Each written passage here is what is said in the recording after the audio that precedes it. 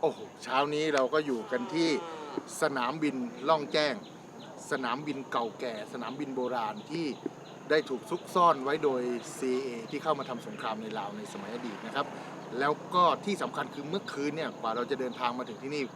เกือบตีสองเนื่องจากว่าเจ้ามาไฟหรือรถของเราเนี่ยมีปัญหานิดหน่อยแต่ก็ค่อยๆคลานมาจนตอนนี้ถึงสถานที่เรียบร้อยแล้วแล้วก็ที่สำคัญโดยเฉพาะเมืองล่องแจ้งเนี่ยมีเรื่องราวมีประวัติศาสตร์ที่น่าสนใจมากครับดังนั้นเนี่ยการที่ได้มาอยู่ที่นี่เนี่ยโอ้โหเวิร์กมากแต่นอกเหนือจากสงครามนอกเหนือจากสิ่งเหล่านี้แล้วเนี่ยอากาศสภาพภูมิประเทศสภาพต่างๆนานาเนี่ยดูเป็นมิตรดูเฟรนลี่มากดังนั้นเนี่ยการที่ได้เข้ามาการที่ได้เห็นการที่ได้สัมผัสกับพื้นที่ที่เป็นเสมือนเมืองเร้นลับของประเทศลาวเนี่ยผมรู้สึกว่าเฮ้ยมันมีอะไรอยู่ในใจมันมีอะไรที่น่าสนใจมากและที่สำคัญคือที่นี่เป็นเมืองเล็กๆมีประชากรอยู่สักประมาณ 8,000 หรือ 10,000 คนท่านเองในปัจจุบันและทางรัฐบาลลาวเนี่ยกำลังส่งเสริมดูแลประชาชนในพื้นที่โดยการส่งเสริมให้เลี้ยงสัตว์ครับมีพวกเลี้ยงวัวเลี้ยงควายแล้วก็ที่สำคัญแล้วก็เรื่องท่องเที่ยวเพราะว่าทางผู้ใหญ่เขามองว่าเรื่องท่องเที่ยวเนี่ยเป็นเรื่องที่ทำได้เลยแล้วก็รายได้จะตกไปสู่ประชาชนมีต้นทุนทางธรรมชาติที่งดงามมีต้นทุนทางพื้นที่ที่ดีมากๆแล้วก็รายได้ก็จะกระจายไปสู่ผู้คนไม่ได้ตก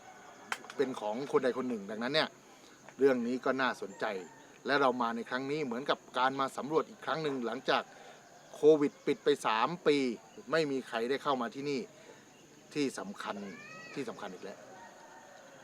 โดยในช่วงนี้เนี่ยครับทางรัฐบาลลาวก็เปิดให้นักท่องเที่ยวสามารถเข้ามาเยือนล่องแจ้งได้แต่การที่เข้ามาเยือนที่นี่มันไม่ได้ง่ายขนาดนั้นครับเพราะเส้นทางต่างๆนานาเนี่ยมันเจ๋งมันดุดันซึ่งมีให้เลือกอยู่หลายเส้นทางเหมือนกันแล้วแต่ว่าเราจะมีพาหนะหรือจะเดินทางวิธีไหนที่จริงเดี๋ยวไปตาม5ท่าแห้งของแขวงของเมืองเขานี่นะคือว่าเมืองลงแจ้งเขานี่อันดับหนึ่งกับเรื่องงานท่องเที่ยวนี่เด้สิขับเคลื่อนทางด้านเศรษฐกิจอยู่แถวเฮานี่อันนั้นนี่นะมันเพราะว่าเรื่องท่องเที่ยวมันเป็นการสร้างรายรับให้สังคมเดี๋ยวบ่แม่นว่าผู้ใดผู้หนึ่งมาเฮ็ดแล้วรับผู้เดียว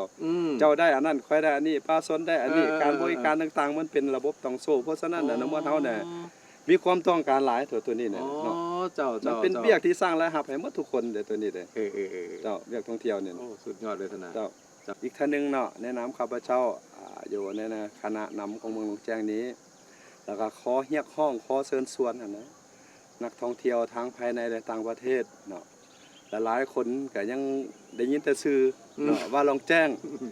นะแต่ก็หลายคนก็ยังจิตใจก็ยังอยากมาฮอดมาถึง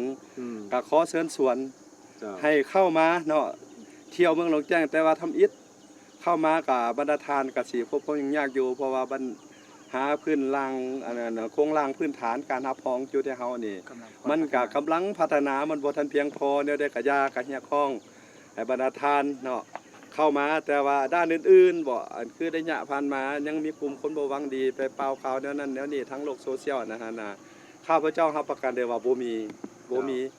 อันนี้หั่นน่ะมันเป็นยุทธศาสตร์ของเขาเจ้าสื่อแต่ที่จริงมันบ่มีหยังจักดีแต่เพราะฉะนั้นน่ะ